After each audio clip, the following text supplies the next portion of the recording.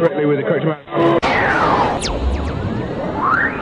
D20 Radio, where gamers roll. www.d20radio.com.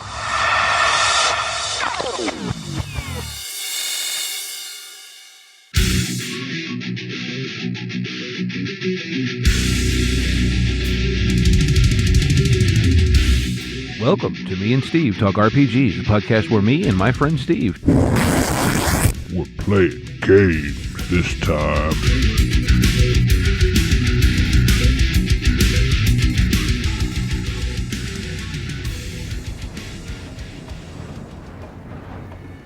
Before we begin, I want to take a moment to acknowledge something important. The setting of this campaign, Origin, is inspired by West African cultures, histories, and aesthetics. None of the players, and certainly not myself, have lived experience or even ancestry from that part of the world. While Origin is part of the canonical setting for Exalted, I've drawn on real-world West African traditions to help bring the setting more fully to life. This isn't meant to be an accurate historical or cultural portrayal, and it is definitely not a commentary on any real-world nations, peoples, or beliefs. One key difference is theological. While Timbuktu and the surrounding regions were deeply shaped by the arrival of Islam, Exalted has its own divine and mythological structure that plays out very differently. My hope is to approach these inspirations with respect and care, and I welcome feedback if I fall short. In the session notes, there will be a short list of resources to learn about the real history of West Africa and the Sahel. Thank you.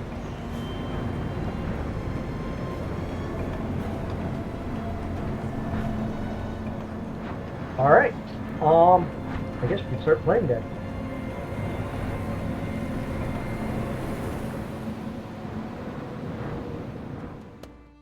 So, you guys had spent the night in the caravanserai, where Silver Owl had gotten lodging for everybody associated with his caravan.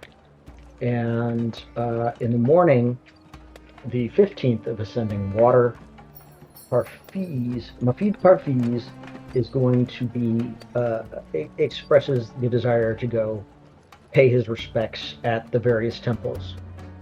So the other two of you don't really, I believe, aren't that excited about that.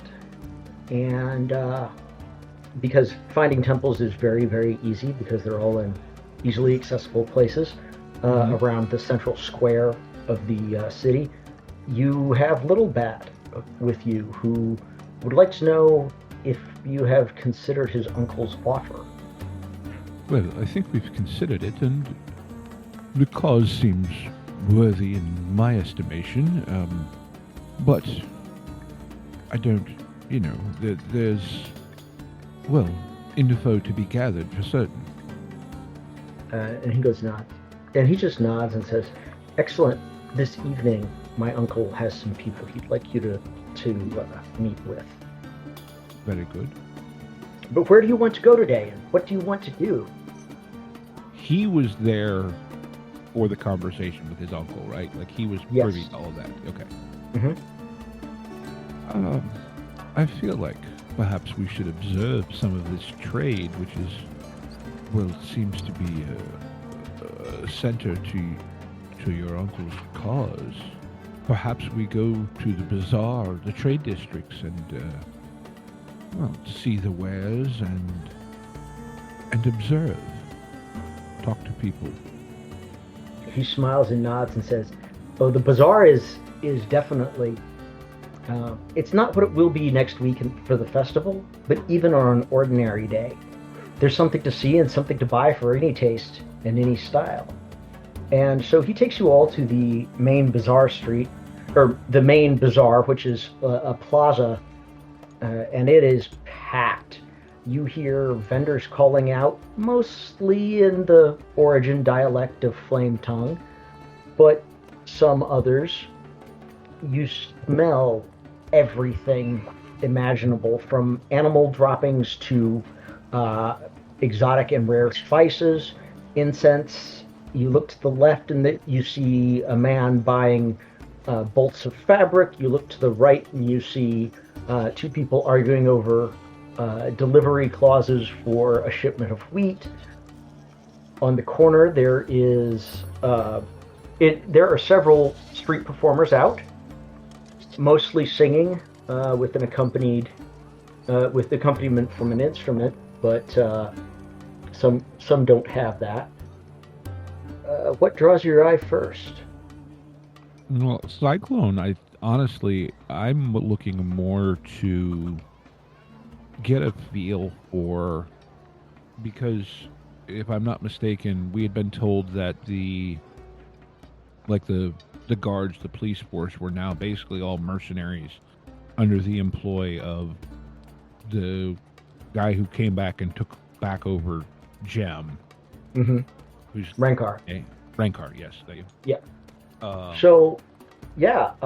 It looks like the folks. There are some folks guarding the bazaar, and there's a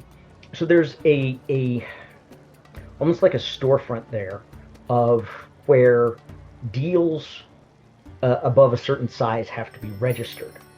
If you're dealing with anything above like 10 dinar has to be registered there.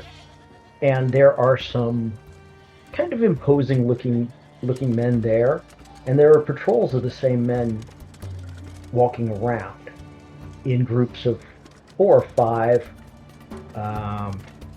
And they're, board guards with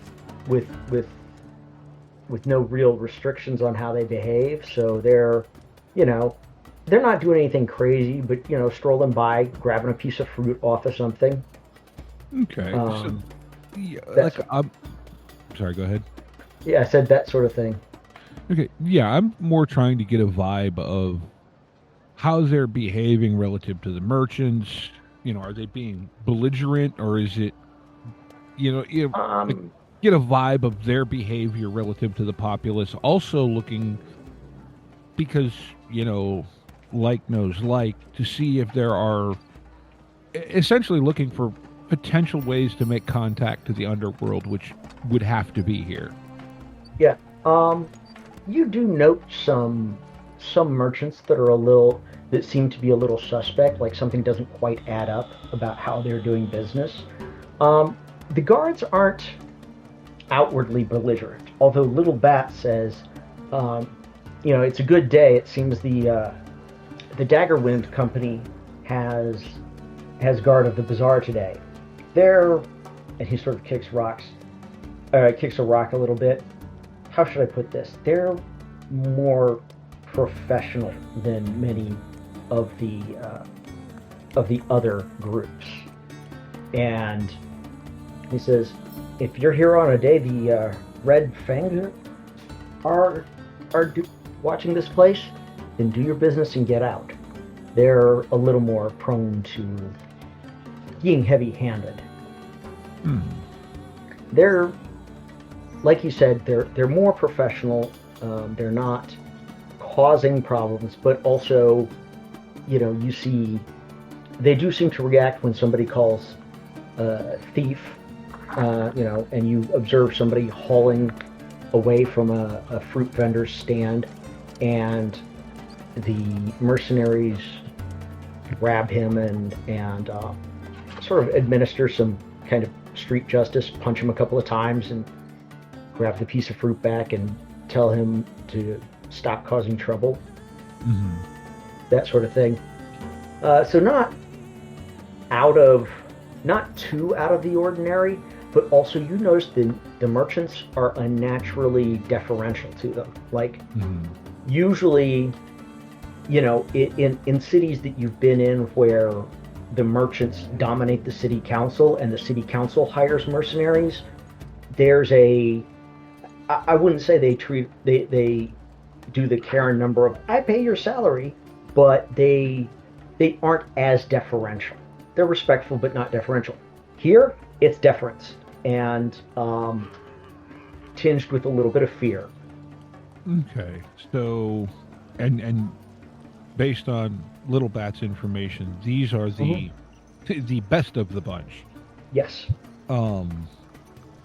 So, again, as we're going about through the course of this whole time in here, anything like, am I seeing anything that would indicate like protection rackets, that type of stuff going on? No. They the mercenaries don't seem to be in the mood for dealing with competition. So any protection racket would probably get shut down pretty quickly. Well, I'm saying even more by the by the mercenaries. mercenaries. You don't see evidence that they are like demanding payment from the merchants themselves. You do see several instances where they are given what you thought was a unusually high discount. Okay. So they're not liked, but maybe this company is tolerated better than others. It's information though that. So, Little Bat, do these mercenary groups work on a regular rotation, or every so many days they change, or anything like that, or? He says, usually every week a new company takes, they rotate assignments weekly. And then special circumstances, like last year during the festival, almost all the mercenaries were out watching the festival, like to make sure that nothing interrupted trade and to make sure that Gem got their cut. So how heavily, what is Gem's cut? Do you know? I know your uncle is a trader, but... He says, well, Gem receives 3/4 of the gate fees, the fees for bringing a caravan into the city, which are based on a percentage of the value of the goods. They also tax every transaction above a certain point. Every registered transaction of 10 dinars or more, they tax that as well. It basically comes out to, from what my uncle says, it's twice what the old origin cut was. There's always taxes. That's the nature of nobles and lords and governments, but it has doubled in the since origin began dominating our trade. So, I mean, I like I said, I think at this point we're just kind of wandering about, looking at things. I mean, I didn't have anything specific as far as coming to the bazaar to look to purchase anything. Did you, Smiles? No, I mean, Finn's going to just be, sampling the local wares. He's, drink and food. If there was noted to be an interest in the mercenaries, I mean, he's going to size them up as any fighter would be, just to see, like, what their discipline looks like, how heavily armed are they, things like that. Yeah, the patrols seem to be composed of a mix of infantry carrying spears, shields, and short swords, and soldiers wielding flame wands. Probably 4 or 5 spearmen for every flame wand, and that's like your standard patrol. Like they have a ranged support, and the soldiers aren't wearing armor because, well, it's not that kind of place. But I think Finn would be able to just look at the wear patterns on their uniforms and agree that and realize that they normally wear armor, but that's more for serious combat rather than, keeping an eye on a bunch of merchants. So these are pretty formal soldiers, just kind of toned down for public policing. Yeah. And they seem to be reasonably disciplined. Yeah, they're like strolling and talking and whatever, but whenever there's any sort of disturbance, they they lock it in and they react very well. These guys are you know, it kind of backs up what Little Bat was saying about how they're more professional than some of the other. Mm-hmm. There's also, you guys will actually, let me cut away from that to another traveler who has entered Origin and has also been directed to the bookstore of Sangare Kumba. And we sort of hone in on this where Sangare Kumba is saying, you know, I wish I could help you, but I have not seen a full and complete copy of that work in a long time. The Great Library has one that is partial, but a complete one, we don't know.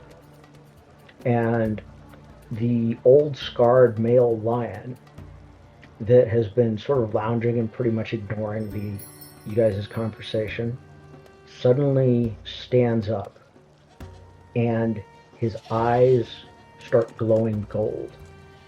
And he says in a voice that sounds even deeper than a lion's voice would, "Chosen of the sun, another in this city.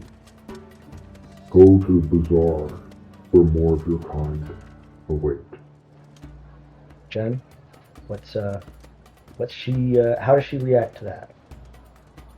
I've heard the stories about the lions, correct? Yes, you know that they're sacred. They are considered conduits of divine will from time to time. Yes. Okay.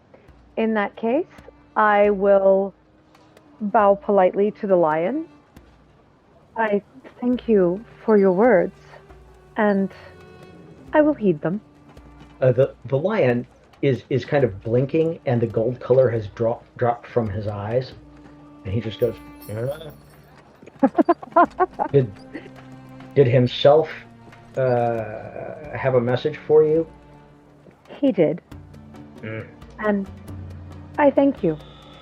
And again, bow politely, and then I'll turn to the shopkeeper and I'll bow again. I thank you for your time. I am apparently needed elsewhere. She smiles and says, "It is rare to receive an omen so directly. Not to heed it would be unwise." I appreciate that. And I appreciate your time. I will be back, I'm sure. Okay. Shooting back to the bazaar, we notice that Little Bat and the characters have moved out of the main crush off into a little bit of a corner to do some more people watching. And Little Bat brightens up with a grin and gestures at another, I don't know, yeah, I would call it a kid. And he says, "Ah, that one's Toma. His father trades in salt and figs with the southern caravans. Sharp ears, sharper tongue. He'll try to pick your pockets and your secrets in the same breath. But he's a good friend of mine." And the boy, let me get a perception awareness from both of you that are present. I'm trying to remember how to roll in this thing. Okay. Awareness, perception. Mm-hmm. Let's see if this is the right way to do it. Okay. Yeah, Breakwater notices this kid is incredibly nervous and he's shaking. But what Cyclone notices is that there is an adult following him, half hidden behind a spice cart. And he's moving. His knives are printing on his clothing, and he is moving like the sort of guy who's been trained to use them properly. Mm-hmm. And as you guys notice this, Toma runs up to Bat and says, Bat, I think I did something stupid. I didn't mean to. I was just near this tea house, and I heard some things, and now someone's following me. I don't know. And he looks at you two, and then sort of takes a step back, like he is poised to run away instantly. He says, you said I should tell you. And little Bat nods and says, these are my clients and good people. They'll slow down and tell me what happened. At that point, Steve, Cyclone notices this guy has decided to catch up to the kid. Okay. So I think, real quickly, Cyclone, just little Bat, get your friend somewhere. His pursuer means him harm. Little Bat like blinks and says, I'll take him to his father's. And I will attempt to, what do you want to say, like step as they're moving, kind of intentionally position myself to kind of obscure their path, I guess.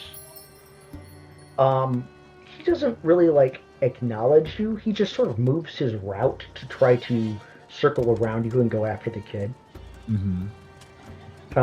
And at this point, it is definitely obvious enough that Breakwater is going to notice as well. I mean, he'll kind of just, he's probably got like a turkey leg or something in one hand and just kind of sticks his other hand out. And like I said, Breakwater's a fairly large man, so he just kind of sticks his arm out to kind of give the guy a pause. He's like, oh, watch yourself there. And he looks at you and says, I'm sorry. Can I help you, stranger? You're the one who almost ran into me. You gotta watch yourself. You're gonna wind up causing trouble out here. You don't like trouble. He's kind of like pointing the turkey leg at him. And he says, you've confused me for someone else. My home is that direction. I must go. Why are your knives readied? You're just going home. And you see him glance at where Little Bat is practically dragging Toma away. Mm-hmm. And he says, what business is it of yours, Outlander? I don't want to get poked with those things. I have never poked someone with a knife unintentionally. Well, the first time for everything. You need to be careful. You wouldn't want these guards mistaking you for some vagabond, would you? He says, I will take your opinion under advisement. Now excuse me, sir. Well, just so happens we're going that way as well, so how about we follow you? How about you don't and mind your own business? He's a prickly sword, isn't he? He is now almost... Little Bat and Toma are almost to an intersection where there are like 5 different ways they could be going, and he makes a break to get past Breakwater. Are you going to let him, or are you going to stop him? He's gonna try to stop him. He's still trying to give the impression he's, just kind of being a bumbling foreigner, but he is going to try and like physically interpose himself. Like, whoa, watch! You almost stuck me. What are you doing? Yeah, and he's good and he's trained, but he's immortal, and so if Finn wants to interpose himself, he can do it. It doesn't need a dice roll. So he says, his voice goes low, and he says, get out of here. You are interfering in things you do not understand. And he is starting to reach for his knives. So what are you two doing? Well, he's gonna kind of lean. That's like, well, I might not be too bright. My friend here is. You can feel free to explain them without the knives, and he's gonna just kind of definitely show up that he's larger and just kind of lean down toward him. Definitely trying to be intimidating. Mm-hmm. He pulls the knife and makes a quick stab at Finn's belly. Okay. We're not going into the full combat sequence for a single mortal. All right. I mean, I don't even know if trying to think if he'd really even try to stop him, just kind of showing that he's a lot stronger. But he'd probably like try to put his hand down and like grab the guy's wrist if he's able to. He's got Solar Brawl. I'm pretty sure he's able to. Yeah, he's got 4 dots of Brawl. This guy's an assassin. He's probably got 2 dots of melee and 2 dots of, dexterity. So, you grab his wrist and you notice there is some sort of sticky resin along the edge of the knife. You're 99% sure he's got a poison. His knives are poisoned. Can he kind of squeeze down the wrist to make him drop the knife? Yes, Okay. Absolutely. All right. Are you going to squeeze down enough to make his hand go numb, or are you going to squeeze down enough to break his wrist? He's going to make it go numb. He's not really looking to hurt him too much just yet. You see, he gets this very, what the hell is going on look on his face. Steve, what's Cyclone up to? I think as the knife drops, I think Cyclone just catches it in midair, picks it up, and is looking at it, but intentionally to where, the blade is between him and this individual's face. This type of blade, one must be very careful carrying that they don't poke themselves. He makes to jerk away from Breakwater. He'd probably he'll kind of let him apply the force, then let go, and then takes another bite of his turkey leg, or whatever leg it is.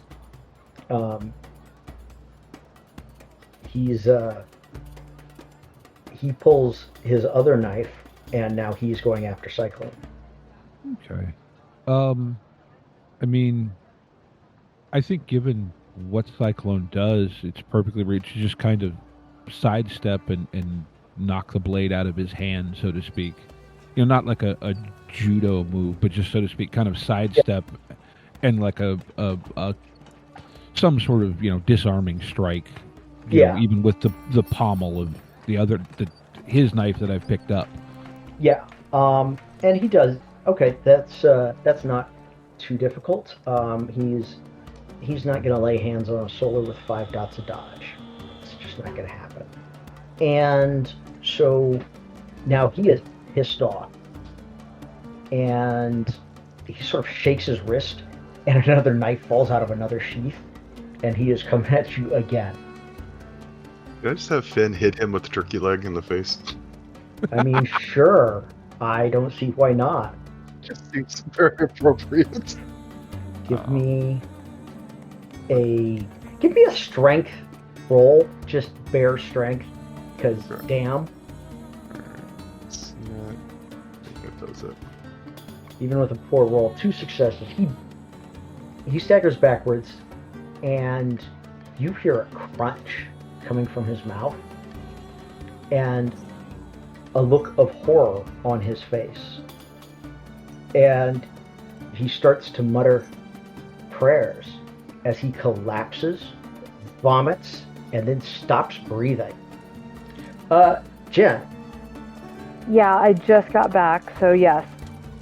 So, Breakwater hit him in the face with a turkey leg, and he collapsed, vomited, and stopped breathing. And you saw this, you're probably 20 or 30 feet away. You're headed up the alley, having already seen a teenager and a kid hauling butt the other way. And these 2 large, obvious foreigners engaged with not fighting, but he's trying to fight. They weren't really trying to fight. So, what is everyone's reaction to seeing this guy collapse? Finn just kind of looks at the turkey leg, tosses it down. It's like, well, that was a waste. Initially, I want to look at the dagger that he tried to, just wherever it fell, to see if that one shows, does it have some sort of something on it as well? Or was it just the main one? His 2 main daggers are poisoned. The one from his wrist sheath was not. Okay.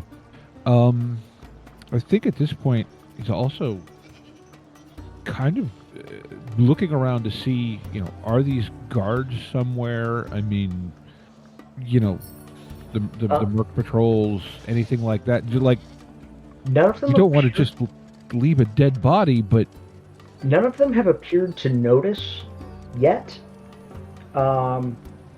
Jen, what is Saelen doing? I've seen this interaction, and now this man is on the ground. Yes, has vomited. He's on the ground and has vomited. Well, that's not normal. So I will go ahead and start kind of seeing if I can slip through the crowd. Mm-hmm. And get... Well, okay. This is kind of a winding alley. It's not nearly as crowded. Ah, okay. Apologies, I may have missed the description in dealing with the child. In that case, I'll go ahead and head down the alley, and if I have to duck between the two other gentlemen, excuse me, I'm a healer. Let me through. He appears to have been up to no good, but do what you will. Didn't mean to harm the man. Well, not to that extent. Well, right. I mean, good heavens. You hit him with food. There are places where people would be grateful for that. You might want to be careful. He appears to have been carrying at least 2 poisoned weapons, so be careful of pokey things on his person. Thank you. Did you notice anything else? Did he appear to be feverish? Did he make any strange gestures before he collapsed? And I'm going to be asking this as I'm basically running a basic comprehensive exam. He tried to stab both of us, and, well, to make a long story short, he appeared to have ill intent towards a friend of our guide. We simply attempted to slow him down so that he would lose his pursuit. Thank you. In the process of your examination, you discover that he had a hollow wooden bead in his mouth, and you suspect poison. Okay.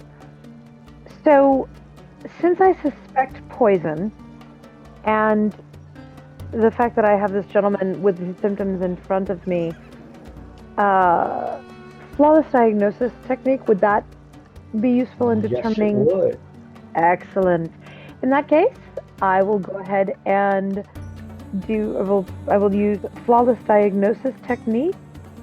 Give me just a moment. It's a medicine perception, so I go ahead and roll that. And I don't think I'm gonna use any particular bonuses. I'll throw a couple notes at it. All right. Oh, good lord. Yeah. Okay, not a problem. You do diagnose him, and it is the poison that is frequently colloquially called the silent hand. And do you see the handout up in the corner? I do. I'm looking at it now. All right. And I'm going to look up at the two gentlemen. And you're certain that the symptoms, that there was no symptom for this? He wasn't foaming at the mouth or staggering prior to just a moment ago. We only encountered him a moment ago, literally. He came up to us. As I said, he was pursuing a friend of our guide, and in an attempt to let our guide get his friend away, we merely attempted to impede his progress enough to lose the boy, and, well, he tried to stab both of us. My friend here with this dagger, and he kind of offers the one in his hand, and myself with the one laying over there. Then just shrugs. I see. I don't necessarily question your version of events. The reason I ask is because the poison that this man ingested from a bead apparently kept in his mouth is one that normally does not act this quickly. It's normally used, well, apparently he was hunting you, but this poison is often used to hunt big game. But the symptoms are spread out for half an hour or more. This particular effect would be a compound. Oh, what's it called? It's the poison is silent hand. It's known as silent finger, silent palm. It's incredibly potent and generally found on the black market, unless you're in gem. Well, I'm not entirely sure who your friend is or who they were running from, but this isn't cheap, and it's hard to get. so is this something I would have any knowledge of, even peripherally, given what I do? I mean, yeah, it's something that is very rare, extremely rare outside of the region, because this is where the plants grow that it's made from.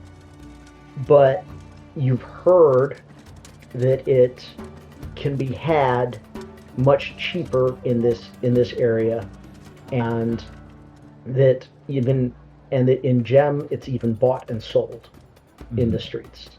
But it takes a very skilled alchemist to make it, and as a result, it's still not very cheap. Mm-hmm. I was thinking more, is it, and again, being foreigners, but is it something commonly used by any particular group as like a poison, cyanide capsule type thing? Or is that outside of the scope of something I would know? Yeah, you've never heard of anyone using it to commit suicide, or in this case, death by accident. So is it a reasonably... I would know it's a toxin that an assassin might find extremely useful. Yes.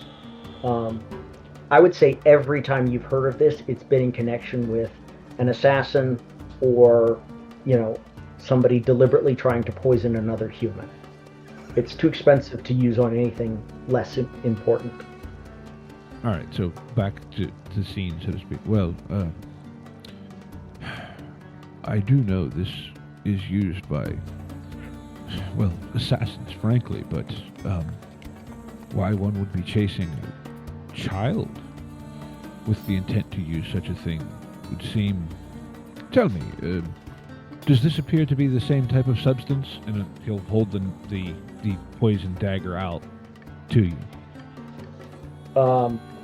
You can determine that it's a similar substance mixed in with gum arabic to make it sticky. It appears to be. I would say that perhaps the poison was mixed with, and I'll lean down and kind of sniff and just kind of look at the composition of the substance. A gum arabic of some sort to coat it. Otherwise, the poison, it's kind of the same treatment they would give arrowheads when hunting big game.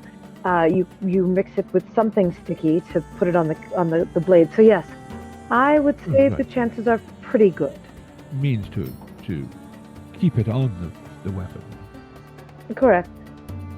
Well, are you a foreigner here as well? I am. I was. This is a. I'm actually. Sorry. I was gonna say, this is a perfect time for Jen to describe what you see when you're looking at Saelen, and for Sarcastic to describe what Breakwater looks like, and Old Steve to describe what Wonderful Cyclone looks like, since you guys have not met each other. Right. So I'll go first. Wonderful Cyclone really is kind of almost remarkably average in looks, probably 5'10"-ish, kind of average build, kind of lithe, shoulder length hair that is kind of this weird blue-gray, almost like the color of storm clouds, but with some streaks of more of a gray in it. Largely, dressed in a manner that doesn't particularly call attention, very kind of utilitarian, run-of-the-mill clothes. Fairly still closely clean-shaven because he shaved yesterday. But, yeah, other than that, yeah, very, like I said, almost nondescript to a fault, if you will. Like almost conspicuously average-looking, I think, in a lot of ways. Aggressively forgetful looking. Yes, exactly. Now, is the chakram of size that he would carry it, like, exposed, or is that something you would, like, carry on a belt, probably under a robe? Probably a belt, and most likely under a robe, because it's partially orichalcum, and the rest of it is jade, and that's an attention-grabbing weapon. Okay, so yeah, you probably aren't noticing that. But also, I would guess, even just the way he's handling the dagger, it is very comfortable in his hand. Like he's handling it like someone who has spent a lot of time handling a dagger, not just in using it, so to speak, as a tool.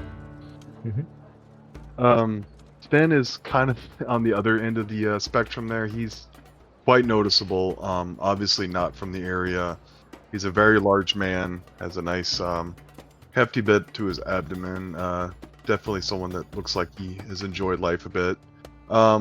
Does wear a tartan around him, which has seen better days. It's I don't think he's probably had it cleaned in a while, and he wears it quite often. The rest of him is pretty well cleaned and washed. He's had some time. Sports beard, and he's got his hair tied back in a braid.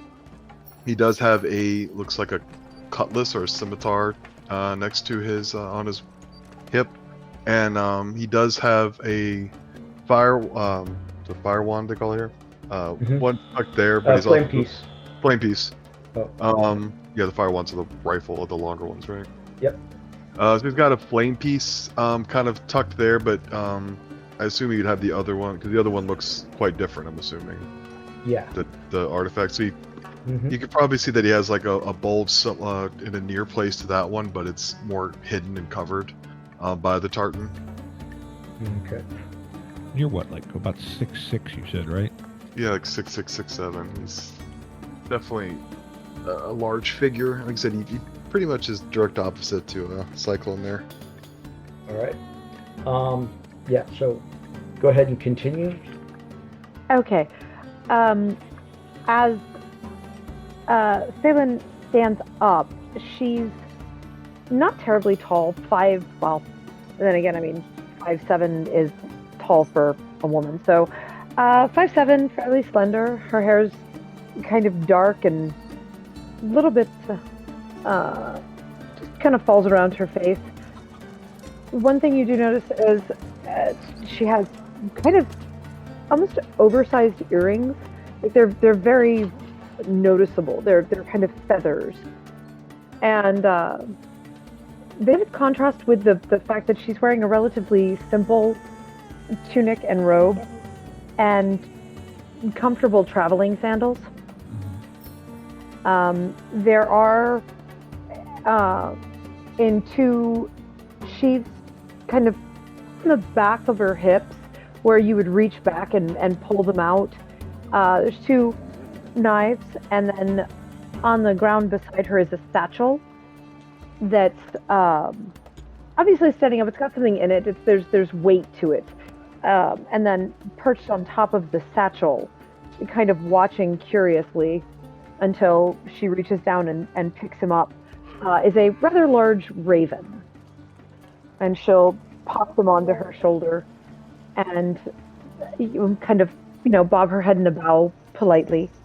All right. You guys have a dead body, and people are starting to notice. You don't have a ton of time, but you do have some time before mercenaries show up. We've been in this city for a little bit of time.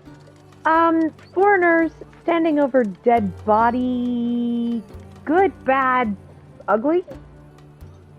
Are you asking me or the other players? I would probably, let me rephrase it then. I know that you said that this man was chasing your friend. Perhaps 3 visitors to the city standing over a dead body when the constable force arrives, or the city watch, or whatever it is they call it, might not be a particularly good look. Probably not.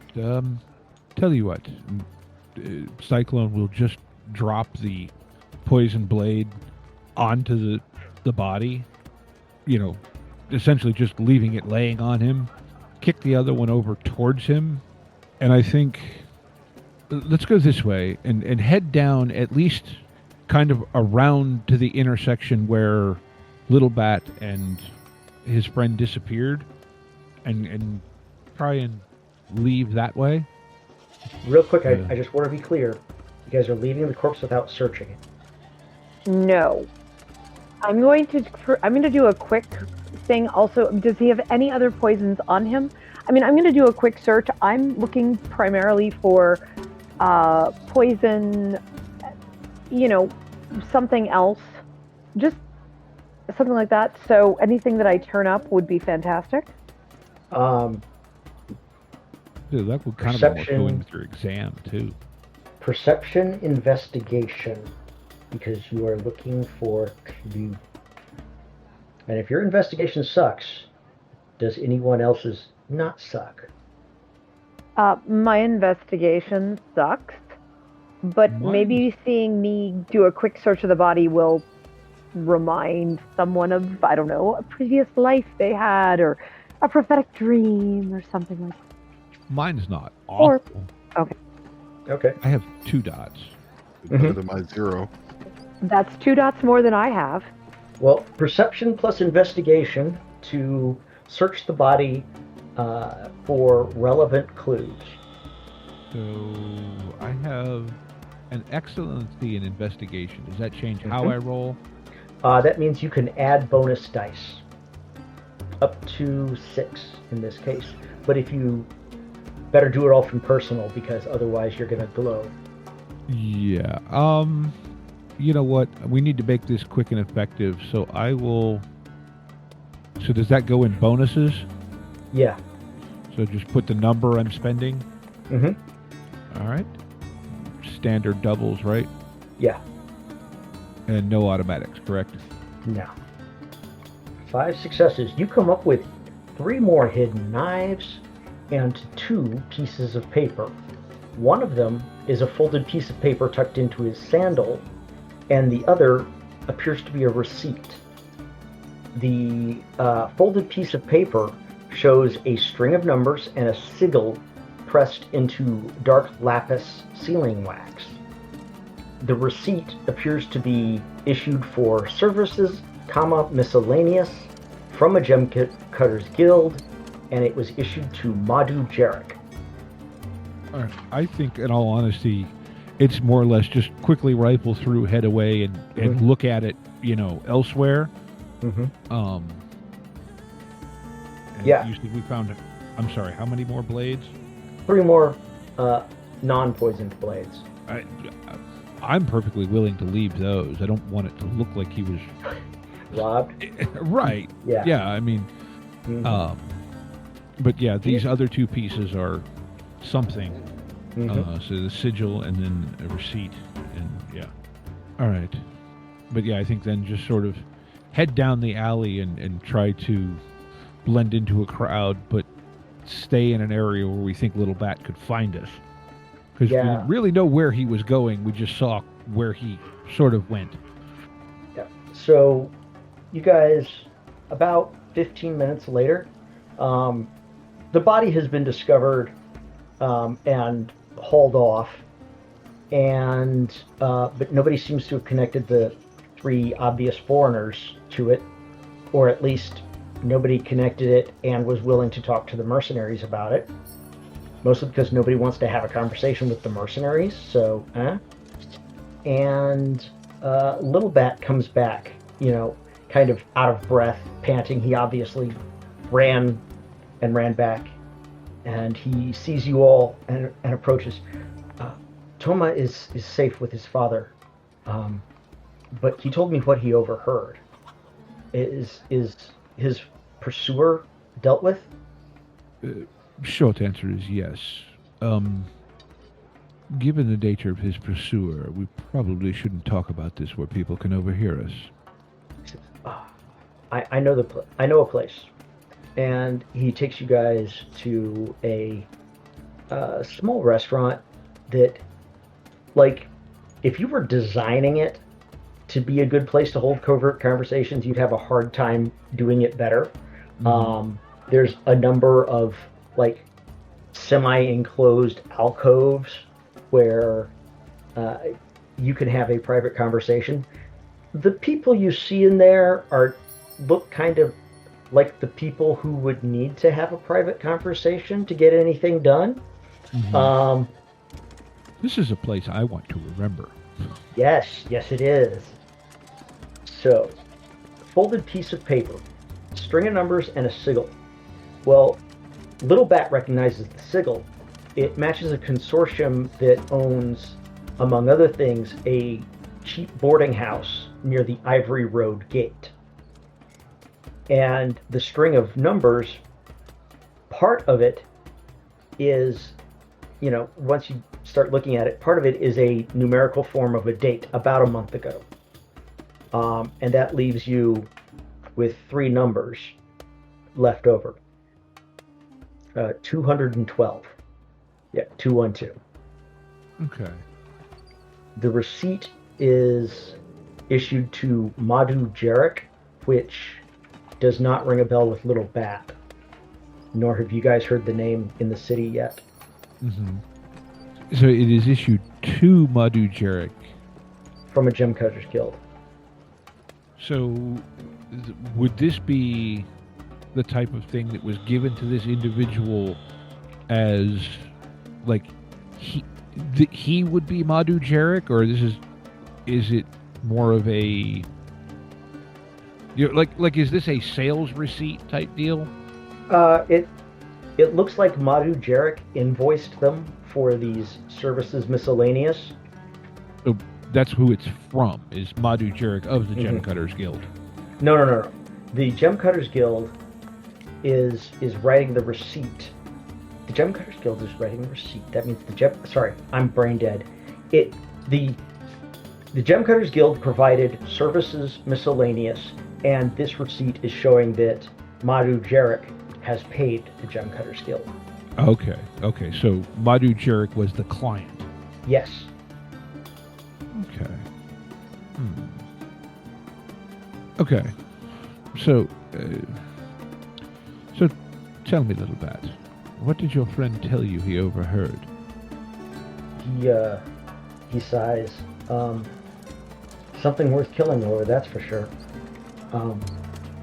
There's an argument between 2 men and 1 woman, and he didn't hear much, but he did hear 3 days. The Fire Ones come in with the sugar shipment.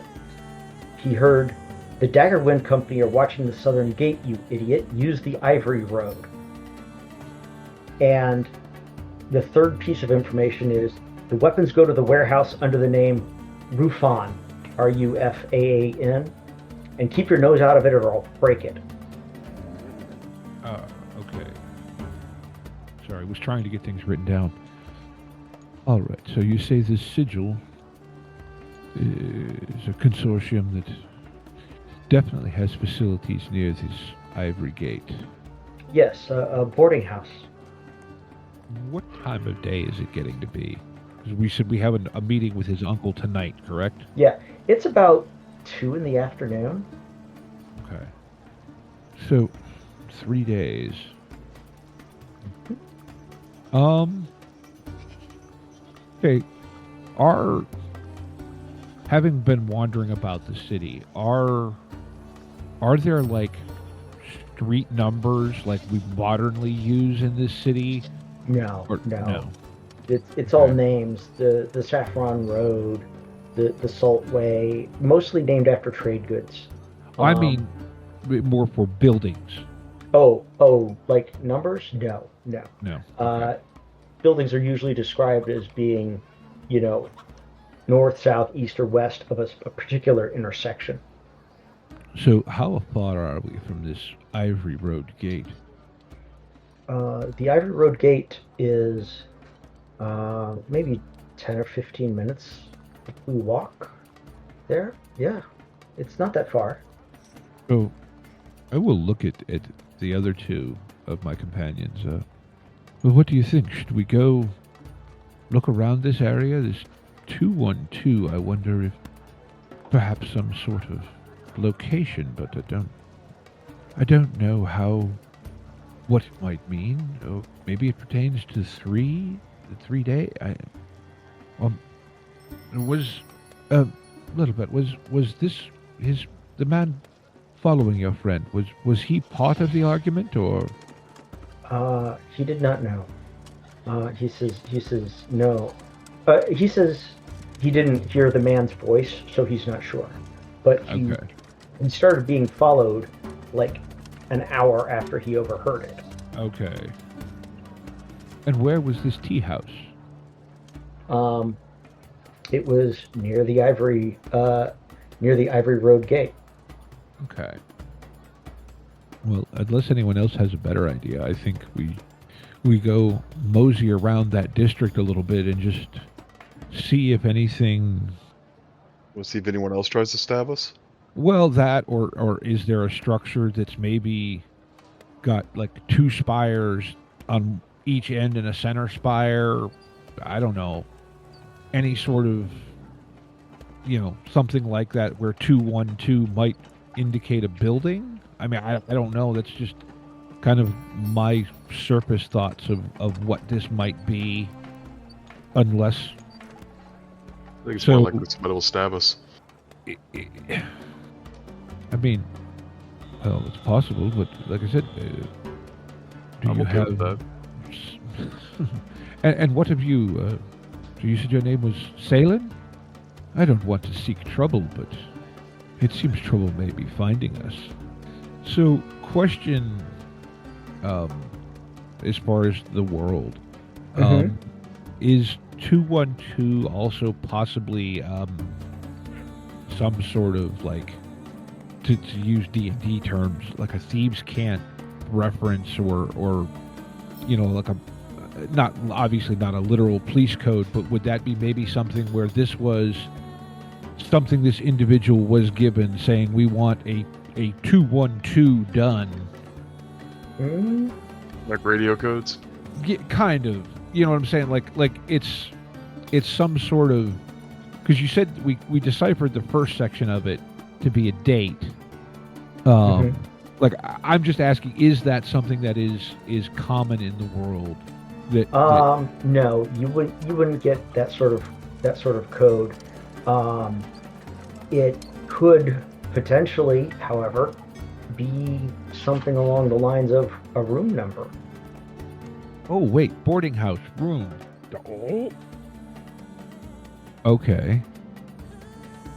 So, Little Bat, you don't know. What do you know of this consortium that this sigil refers to? He says, they mostly sell caravan supplies and such like, and they bought a boarding house about 3 years ago just to sort of expand what they do for caravan support. Kind of all in one. You can buy things for, you could buy supplies for the road, but you could also put your crew up for a couple of days before you leave out or something like that. So, I don't know, Ben. I feel like we need to at least put eyes on it. Let's get over there and check this out. Yes. And kind of look at Saelen and you're welcome to come with us, although if you don't wish to be involved with whatever it is that we've gotten ourselves into, we're not obliged. I would say that my chances of staying out of this mess, whether it's your mess, their mess, whoever's mess, probably vanishingly small, because a dead body turns up, people talk about who was there, what they saw, and then people start putting pieces together. So I am happy to follow you, at least until perhaps we can figure something out, and I can figure out if I'll need to be looking over my shoulder for the next however long I'm in the city. Very well. So yeah, I think we go for a wander around this Ivory Road Gate district. All right.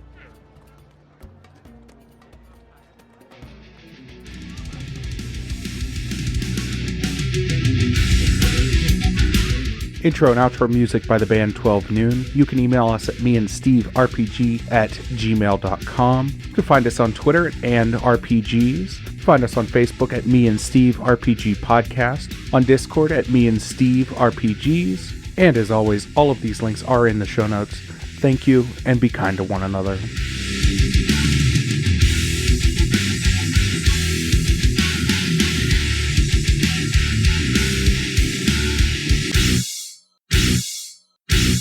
How much for the cigar? Cigar, $20, dog. You gotta go down the street to the store and buy that.